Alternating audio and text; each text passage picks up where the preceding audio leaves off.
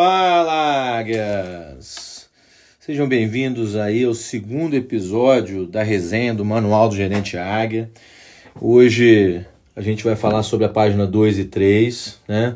A página 2 é a introdução, onde eu falo, né, faço a abertura dizendo da importância, né, do relacionamento entre gerentes e diretores, principalmente. Eu começo essa introdução falando disso porque essa parte do top-down com as lojas tem um papel importantíssimo, né, que eu vejo no sucesso dos supermercados que estão voando, né? Então eu vejo com essa estrutura que eu vou falar para vocês hoje, lojas cada vez mais bem organizadas, eficientes e abrindo filial atrás de filial, justamente por conta desse ponto, né? E vejo também que um dos pontos fracos das lojas, dos supermercadistas, que não estão conseguindo administrar, às vezes, nem a própria loja, né? Uma loja só, justamente por causa disso também, né? Por essa falta de definição, né? Primeiro é a loja que tem realmente um diretor e tem um gerente dentro da loja, ela precisa definir muito bem esse organograma e a matriz de responsabilidade de cada um, né? Então, e também tem as lojas, né, onde o dono é também o gerente. Então, essa definição ela é muito importante, porque se você não define o papel de cada um dentro do seu supermercado, né, ou você simplesmente centraliza tudo, e alguns processos realmente têm que ser, são indelegáveis, né, dentro do supermercado, né, mas outros devem ser delegados, e isso deve estar muito bem definido na matriz de responsabilidade, né, e com um organograma bem definido. Então, o que eu vejo nas empresas bem estruturadas é isso, né? São empresas que têm, né, um organograma, ou seja, né, o diretor, o gerente, os encarregados, enfim, a equipe toda está muito bem definida, né, o papel de cada um e qual que é a responsabilidade dentro de cada um dentro do negócio. Então isso é muito importante, tá? Isso diferencia realmente empresas, supermercados hoje de sucesso de supermercados que estão com dificuldade de avançar, né? Que aí o cara olha, ele tem uma loja só, ele não consegue nem imaginar abrir em outras lojas, né? Porque ele pensa, pô, não estou conseguindo dar conta da minha, o que dirá abrir uma segunda loja, terceira, quarta. Enquanto isso, as organizações estão muito bem organizadas, com um organograma bem definido e matriz de responsabilidade muito bem definida também. Então, abrindo loja atrás de loja, né? Então, isso faz, né, uma grande diferença. Então, eu queria abrir aí essa resenha de hoje falando sobre isso, né, da importância dessa introdução, para que você possa até olhar para dentro do teu negócio hoje e entender, né? As responsabilidades estão muito bem definidas dentro do meu negócio hoje. Cada um sabe o seu papel, sabe? Você tem certeza que eles sabem? Isso é uma sacada para você perceber dentro da sua loja, dentro do teu negócio, para você poder pensar grande. Na terceira página, né, a gente já começa com uma pegada, uma reflexão, né, uma reflexão para fazer a gente pensar, né, sobre a importância da gestão, da importância do gerente, da importância, né, do comandante da loja, né, da pessoa que direciona as pessoas, né? Então a reflexão as empresas falham porque seus gestores falham. Cara, isso é um negócio legal para a gente perceber pelo seguinte: quando a gente vai falar em gestão, a gente tem dois papéis nisso aí para levantar a questão aqui, tá? Nós temos duas figuras que a gente precisa desenvolver dentro do supermercado: a figura do gestor e a figura do líder, tá? E acontece que eu percebo que ou o cara é muito líder, né, ele consegue direcionar as pessoas e ele é pouco gestor, ou o cara é muito gestor e é um péssimo líder, tá? É difícil você encontrar hoje uma pessoa com as duas habilidades, tá? Mas são duas habilidades, e habilidades são treináveis, só que a pessoa precisa querer. E qual que é o desafio, né, de você desenvolver esses dois papéis, né? Por que as pessoas falham? E a gente vai falar disso agora, né? Por que falha? Por que um gestor falha? Primeiro é entender, né, o impacto da cultura nisso, né? A gente é influenciado, nós já falamos sobre isso, né? A gente é influenciado sobre nossa doutrina sobre liderança, ela é totalmente voltada, né, para uma cultura americana, né? A gente é doutrinado, basicamente 90% do que a gente tem hoje de conteúdo é americano, né? Aí a pergunta que de repente vocês podem fazer é o seguinte: Alexandre, o modo de vida do brasileiro, né, do colaborador brasileiro, né, em relação, comparando, né, com colaboradores americanos, europeus, por exemplo, você acha que esse modo o jeito brasileiro de trabalhar, né, os comportamentos dos brasileiros, atrapalha, sabe, nessa formação do gestor e do líder nos supermercados? Essa cultura, né, das pessoas que os brasileiros têm no supermercado atrapalha? Então, aí eu vou falar minha opinião, tá? Em relação a isso que tá embasado, que o conteúdo está embasado nisso, tá? Então, eu acho que atrapalha muito e ajuda, tá? Primeiro, atrapalha no sentido de que as características, né, do jogo de cintura, o famoso jeitinho brasileiro, faz com que a gente não tenha, né, desenvolvido culturalmente a capacidade, né, de planejar, de administrar, organizar, né, como nas culturas americanas, europeias, orientais, né? O brasileiro, de uma forma geral, parece ser um reagente, né, às mudanças, ou seja, ele reage, né? Ele não é um cara que olha e, pô, vamos fazer assim para tentar fazer certo, fazer assado, sabe? É um cara que vamos fazendo e vamos ver o que dá, né? E isso de uma forma geral. Então, quando o assunto, né, é liderança, né, é difícil você conviver com pessoas assim que vão fazendo o que acham que está certo, sabe? Acho que essa é a questão, e por isso que eu quero definir para vocês a resenha dessa página, porque quando a pessoa acha que está fazendo certo, é porque ela não planejou nada. Ela está fazendo o que ela acha que pode dar certo ou não. Isso é ruim pra gente, tá? Então, como eles reagem às mudanças, quando tem uma reclamação de um cliente, ou uma reclamação do dono da empresa, do diretor, né, que vem e posiciona a empresa, a pessoa tem uma tendência a reagir, né, a se adaptar ao meio, né, e na medida em que os eventos e as coisas vão acontecendo. E ele não tem um planejamento, e eu acho que isso é uma grande sacada, sabe?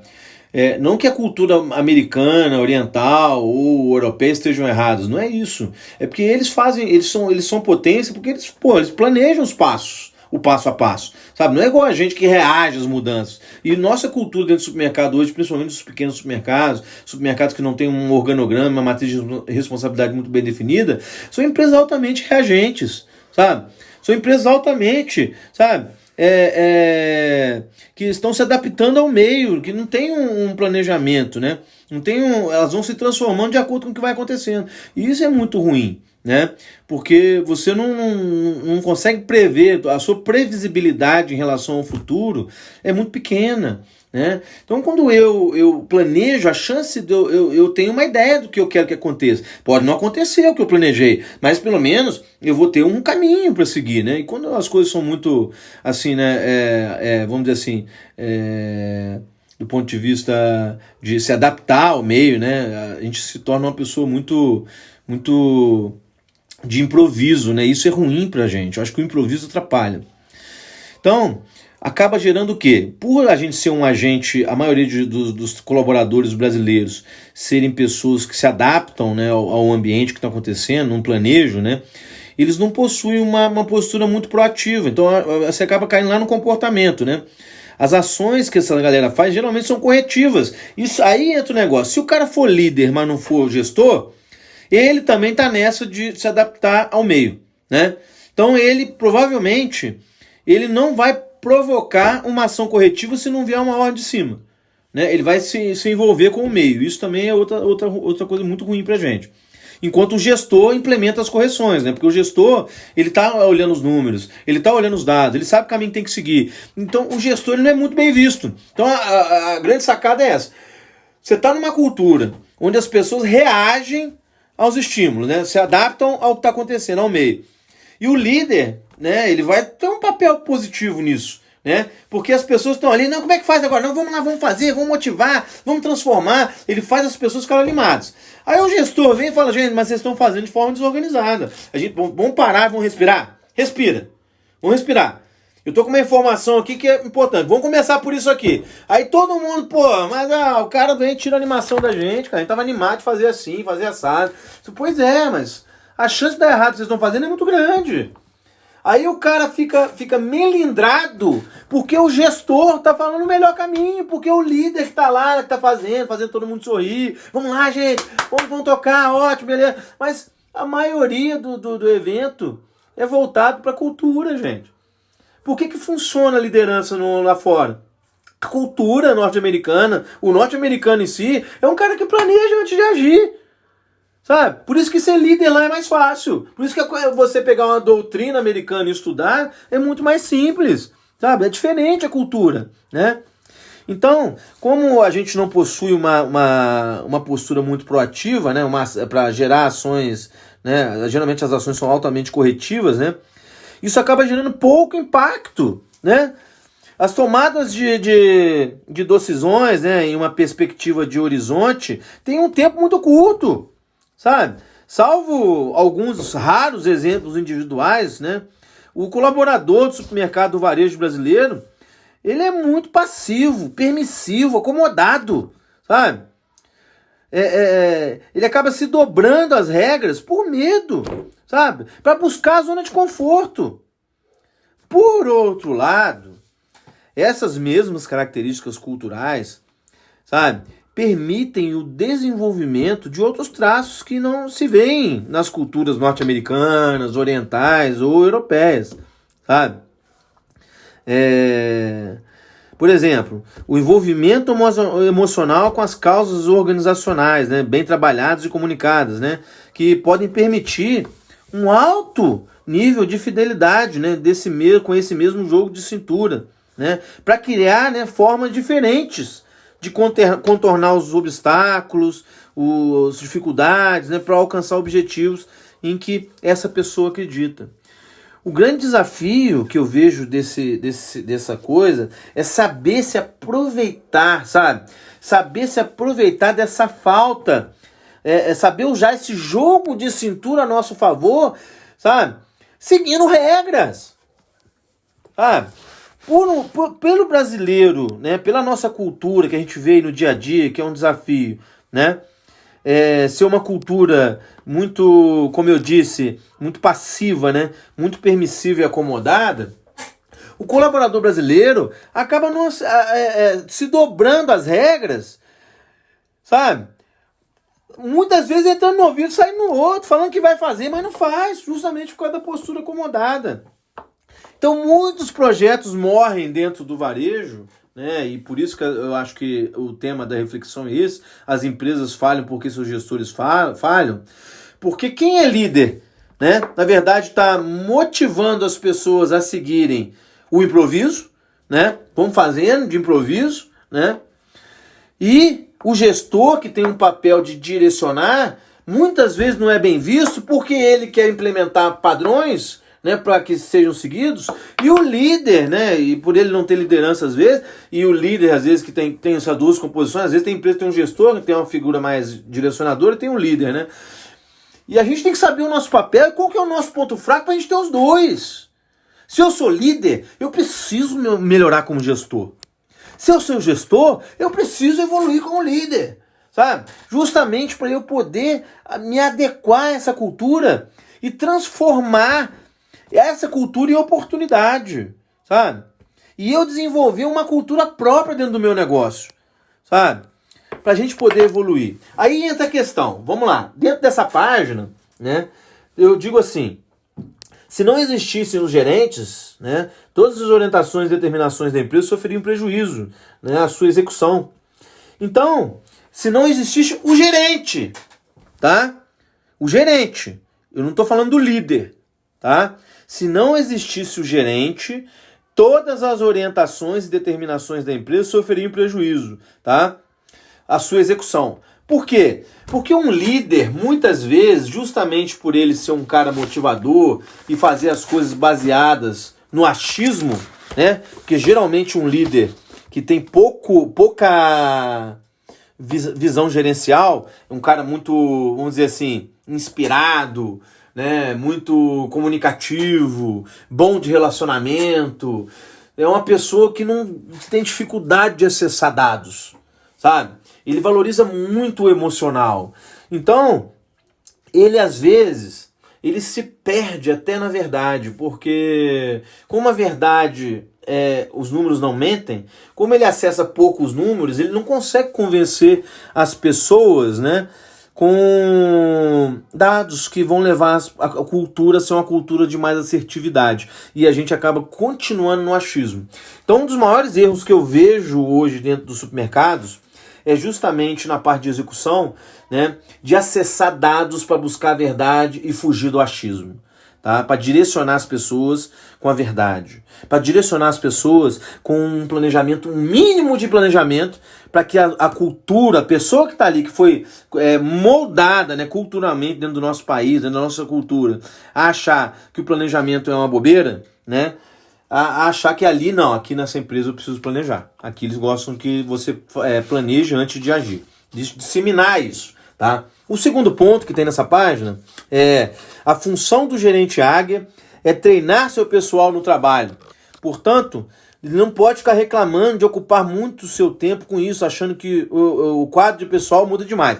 Aqui tá o seguinte, cara, eu tô falando isso desde quando a gente começou esse processo juntos, sabe? As melhores empresas que eu passei, o processo de recrutamento, ele é constante, sabe? Eles não fazem recrutamento só porque alguém pediu para sair, ou porque alguém desistiu, ou porque alguém foi mandado embora. O processo de recrutamento fica sempre ativo. Por quê? Um dos motivos para tirar a gente da empresa também é porque o cara não está produzindo, sabe?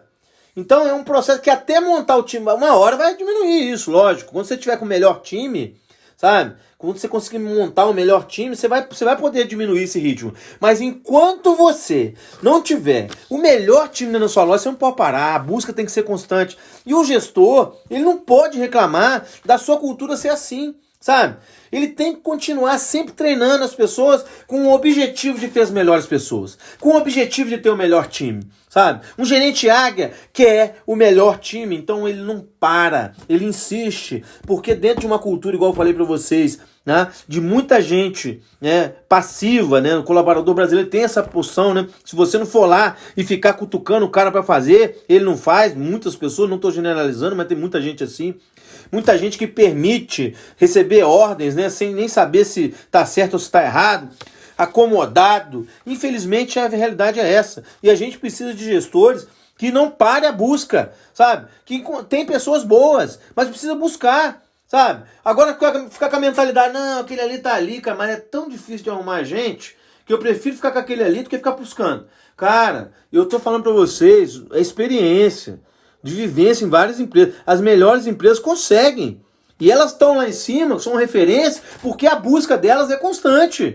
Elas não têm esse pensamento, eu não vou buscar alguém porque é difícil. Os caras estão procurando, uma hora acha, velho.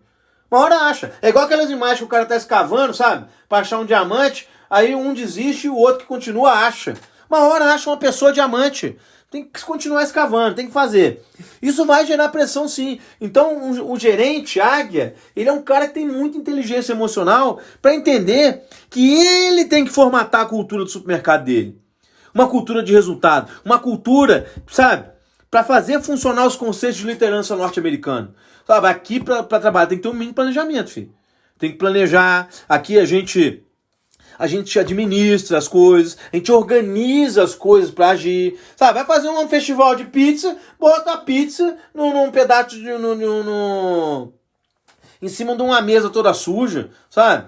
Pega uma caixa de papelão, abre a caixa de papelão e bota as pizzas em cima. Não faz o negócio arrumadinho, não se organiza, sabe? Fiz um festival de pizza, aí tira uma foto do negócio, parece uma coisa improvisada para quebrar galho, sabe? O cliente está olhando isso, cara. É o detalhe, sabe? A gente não pode deixar isso passar batido. O outro ponto que está nessa página, que é bem legal, é estabelecer o rodízio de pessoas, né? Eu costumo chamar isso de oxigênio, o projeto que a gente faz, tá? E que, cara, eu vi isso nas melhores empresas que eu passei e é uma sacada muito legal, tá? E as pessoas têm medo de fazer isso. Quem tem mais de uma loja é uma delícia, sabe? Porque primeiro que você treina o cara né, se for o gerente, por exemplo, a entender que ele não é dono de loja, ele é gerente. E um gerente águia, ele gerencia qualquer loja, tá? Ele gerencia qualquer loja. Então, vou dar um exemplo para vocês. A última empresa que eu passei, que eu fiz oxigênio, era uma empresa com 4 lojas, né? Cara, nós implementamos. De um ano e meio, o gerente muda de gerente. Cada um gerente, ó, você vai para lá, você vem para cá, você volta para lá, você vem para cá. Por quê? Desafio novo, filho. Fazer o coração do cara bater forte. Fazer o cara aprender sobre gestão, para lidar em outros ambientes, sabe? Cara, isso é extremamente poderoso, sabe? E você, mas eu tenho uma loja só, não dá pra fazer não. Faz interno, sabe? Faz interno, tira um repositor de uma sessão e bota na outra, você vai ficar ali 2 meses naquela sessão ali, sabe? Poxa, mas eu vou perder em produtividade. Cara, você vai formar o cara. O cara vai conhecer a loja inteira. Em breve você vai saber quem que você pode contar como gerente no futuro, como encarregado. Mas mexe. A gente não fazer isso é pedir, tá? Pra deixar as pessoas acomodadas, porque elas gostam disso, tá? Elas querem ficar só no corredorzinho. Ah, tô no meu corredorzinho aqui quietinho, ninguém mexe comigo, vou acomodando aqui, eu tô ganhando meu salário, né? Vou fazendo mais ou menos. Cara, tem que mexer. Se você já sabe que os nossos colaboradores, a cultura, né? A grande parte da nossa cultura é ser passivo, ser permissivo e ser acomodado, sabe? Se dobrando todas as regras da empresa por medo, sabe? De perder a zona de conforto, mexe. Vocês vão ver o valor disso, é muito legal, tá? Evolui muitas pessoas. Quem aceita, né? Quem aceita? Porque nós queremos um time forte, que aceite desafios. Nós não queremos mais ou menos, sabe? Os mais ou menos vão reclamar, vão desistir. Mas nós estamos atrás do melhor time, sabe? Pessoas que aceitam, sabe? Novos desafios. Um outro ponto que eu botei nessa página é formar outros líderes, sabe? E como é que a gente forma outros líderes? Dando responsabilidades. Aí entra a importância do checklist, sabe? Aí o checklist, você pode, sabe? Aí vai depender do seu nível, né, de cultural, de implementação. Você não precisa começar um checklist, né, poderoso, sabe? Você pode começar com um checklist simples. O importante é você começar a se movimentar, você ter alguma coisa, sabe? Eu vejo gente falando assim, eu contratei Mock, eu contratei Octopus, mas tá funcionando? Não, só funciona, só 3 pessoas usam. Não adianta. Tem que ser uma coisa que todo mundo usa, tem que ser simples, tem que ser fácil, sabe? Se é um negócio muito complexo que ninguém usa, sinceramente, eu prefiro nem ter, sabe? Eu prefiro coisas que eu sei que vão funcionar. Sei que coisa que todo mundo vai usar, sabe? Que todo mundo vai usar, que está direcionando e está funcionando, que você tem dados, informação na mão para você planejar. Por isso tem o organograma. Alguém que planeja, sabe? Se você é o cara da matriz de responsabilidade, que planeja, que organiza, mas que implementa também, você está enrolado, porque não vai sobrar tempo para você organizar e planejar. Você precisa definir isso muito bem para você seguir e dar responsabilidade para as pessoas, para você ter tempo para planejar. Alexandre, mas eu não tenho tempo para isso que você está falando, não. Então tá ruim, velho. Sua matriz de responsabilidade tá errada. Você precisa defini-la melhor, tá? E o último tópico que eu botei nessa página, e mais um tópico que eu botei nessa página foi transferir as tarefas aos poucos sob sua supervisão, sabe? Isso é um negócio que eu acho legal pelo seguinte, isso que tem a ver até com a parte de integração, sabe? Eu vejo muita gente falando assim, Alexandre, funcionário nos primeiros 3 meses era bom pra caramba. Rapaz, passou o 3º mês, o cara foi ruim. Mas não é isso, sabe? A matriz de responsabilidade é uma coisa fascinante. Porque o cara entra. Qual que é a responsabilidade que o cara tem? Não pode cobrar do cara que está na experiência. Não dá muita coisa não que o cara pode desistir. Cara, eu quero é que ele desista mesmo. Sinceramente. Eu quero é que ele desista. Que se eu não posso cobrar ele, sabe? No período de experiência, depois que ele passar a experiência é que eu não vou poder mesmo. Então eu prefiro, logo de cara quando ele entra, falar, filhão, tem que fazer isso, tem que fazer aquilo, hoje você pode dobrar pra mim? Eu prefiro dar tarefa pra ele, pra eu sentir qual é a dele, do que ficar cheio de dedo com ele, e depois que passar a experiência eu falar, agora é hora de bater, agora vamos pra cima, sabe? Vamos fazer ele entregar. Aí o cara vai, porra, não, eu não achei que era assim aqui. Então muita gente erra nesse início, sabe? Não impacta as pessoas logo de cara. E quem tá dentro da equipe também, eu sei disso pelo seguinte, gente. No livro do Manuel Goleman, né, o Inteligência Emocional, ele fala isso. Os estilos de liderança, eles são necessários para ser de forma diferenciada, né? Você tem que atuar, às vezes, de cada forma, com cada tipo de pessoa. E as organizações também. Eu já cansei de chegar em organização. Gente, nós estamos aí trabalhando com produtividade individual. Né? Vocês vão ver a loja do Gerente Águia Modelo, a loja modelo do Gerente Águia. Nós estamos planejando trabalhar com 27 a 30 mil de produtividade individual para o colaborador. Você chega numa loja que o cara está produzindo 17. Tá certo. Tá errado. Aí você vai cobrar as pessoas, tá todo mundo, não, mas não pode não, aqui é assim, sempre foi assim. Sempre foi assim não, amigão. Agora mudou, sabe? Agora é menos gente fazendo mais coisa, sabe? Nós temos que chegar a 30 mil cada um, tá 17, tá quase metade. Não dá não. Vamos revisar esse quadro aí. Vocês acham, cara, que o cara que tá fazendo 17 mil pessoas vai gostar de mudar de 17 para 30? É lógico que não. Ele não vai querer, tava acomodado lá na zona de conforto dele, produzindo os 17 mil dele. Aí chega alguém falando, agora tem que produzir 30, velho. Só vai ficar os melhores, cara. Só vai ficar quem quer, sabe? É uma oportunidade de limpar, olha só, filho, agora vamos redefinir a responsabilidade para 30 mil. Quem quiser ficar, show. Quem não quiser, cara, infelizmente, a minha empresa, eu não sou uma instituição filantrópica, não. Eu preciso fazer meu supermercado dar dinheiro, sabe? Eu preciso fazer ele dar resultado. Então eu preciso definir essa matriz muito bem, né? Justamente para quando eu for transferir aos poucos, né, as tarefas sobre minha responsabilidade, sobre minha supervisão, eu consiga separar o joio do trigo, sabe? Quem eu posso contar e quem eu não posso. Então isso é muito importante para vocês aí também nessa página, tá? Na seguinte, o tópico eu botei, não esconda seus erros. Assumi-los aumenta o seu prestígio, né? Então aqui eu vejo o seguinte, tem muito tomador de conta. Eu acho que o gerente que cuida de uma loja, tá? Que quando acontece algum erro da equipe dele, ele fica empurrando para a equipe dele e não assume, porque quando alguém da equipe dele erra, quem erra é ele. Que não educou, que não ensinou, que não cobrou, que não direcionou, sabe? Que não conversou, que não dialogou. Quem errou foi ele. E o cara fica empurrando pra equipe. O cara não adianta, né? O cara é ruim. O cara é ruim por causa de você, cara. Sabe?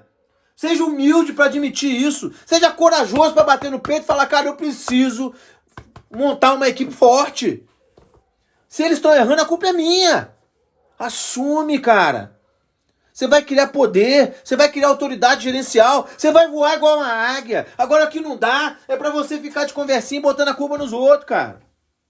Chama pra você a responsabilidade, cara.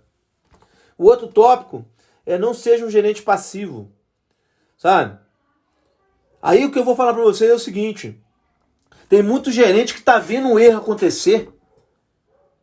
Tem muita gente que tá vendo o erro acontecer e para não se indispor com a equipe, não chama a pessoa para conversar, não corrige o erro na hora, não fala a sua opinião, sabe? Se eu falar minha opinião, ele pode ficar chateado. Cara, se eu tô, tá? Dentro da minha família e eu não posso falar para minha família o meu sentimento, para minha família ser a melhor família, tem alguma coisa errada. Tá faltando diálogo, tá faltando transparência. Sabe? Tá faltando eu poder conversar e falar os meus sentimentos. Sabe? Eu não quero assim, eu não quero assado. A gente tá buscando a excelência. Sabe? E quando eu fecho os olhos pros erros, eu tô abrindo a mão dos sonhos, sabe? De ser a melhor empresa. Então, uma outra forma de ser passivo também é ficar sentadinho só na salinha do gerente. Sabe? Fica só sentadinho lá em cima. Não olha número, mas também não sai da sala, né? Tá fazendo o quê? Não sei, mas fica lá em cima, né? Às vezes fica o tempo todo lá em cima. Você vai ver, às vezes tá de conversa. É o contrário, né? O que devia ser o modelo Disney que tá no coisa, né? Uma das pegadas da Disney é essa. Tá todo mundo sempre sorridente, né? Mas lá tem regra, gente. Tem regra, tem hora pra entrar, tem hora pra sair, sabe? Não é fácil trabalhar na Disney, não, tá? O pessoal tá sempre sorridente, porque é regra. Mas tem que cumprir regra também. Se vocês forem olhar os cases de quem saiu de lá porque não seguia a regra, o cara senta o dedo na Disney, tá? Quem saiu de lá que não entregava resultado, senta o pau. Empresa ruim de trabalhar, sabe? Os caras querem esfolar você. Mas não é se for lá. Quem não quer entregar, vai falar isso. Quem tá ali, ó, alto nível, vai falar, cara, é bom pra caraca trabalhar na empresa. A empresa funciona. Não admite gente ruim. Aí funciona as coisas. Gostou de trabalhar porque tudo que você faz funciona. Sabe? Quem não quer trabalhar vai falar mal mesmo. Sabe? Às vezes eu vejo assim, 80% das pessoas desistem, não é da empresa, é do chefe. Os outros 15 venceram na vida, tá? Pode ter certeza disso. Os outros 15 estão lá, ó. Se deixar, vai virar uma estrela. Vai brilhar, se o cara quiser, tá? Porque quem tem inteligência emocional para lidar com gente difícil, se vence na vida. E quem tá aí melindrado, reclamando, chorando pelos lados, não parando em empresa nenhuma, falando que lá não deu certo porque o supervisor não cobrava, lá não deu certo porque o gerente não dava mole, lá não deu... Cara, você acha que gente assim vai crescer na vida? Não vai nunca, tá? Então eu acho que a gente tem que olhar para isso, sabe? E um gerente tem que ter essa mentalidade. Ele precisa olhar dados para ele, que tem que ser gestor, ele tem que buscar informações. Então ele tem que ficar 20 a 30% do tempo dele, que a Disney faz isso. 20 a 30% você tem que analisar números. Agora os outros 70% do seu tempo, filho, você tem que ir acompanhando os outros, se checando, visualizando se o checklist foi feito, o que as pessoas combinaram, se elas estão fazendo, sabe? Acompanhar. Quem que aguenta isso? Só os melhores. Sabe? Quem é ruim vai falar, não saí da empresa, troquei de chefe, o cara ficava olhando o checklist, cobrando se estava funcionando ou não, sabe? Pô, a empresa não pode fazer o que você quer. Não, pô! É uma empresa! Não é um parque de diversão, é um supermercado! É um supermercado que quer ser o melhor! É um supermercado que quer ter resultado! É um supermercado que quer vencer, que quer abrir várias lojas, sabe? Não é um supermercado que quer ser mais um! Se você quer trabalhar no supermercado que não importa de ser mais um, vai lá, procura. Mas o nosso aqui, do Gerente Águia, é um supermercado para pessoas vencedoras. Então a pessoa tem que lidar com isso, tem que conviver com isso. Então, meu amigo, nesse episódio hoje, né, nessa resenha, né, da página 2 e 3, eu acho que ficou bem claro para nós, né, qual que é o papel do Gerente Águia. Acho que ficou bem claro para nós qual supermercado a gente quer ser. Acho que isso que se vocês estão me ouvindo, quem está assistindo essa resenha sabe. Se você está ouvindo, é porque você quer que o seu supermercado seja uma referência. Vamos voar.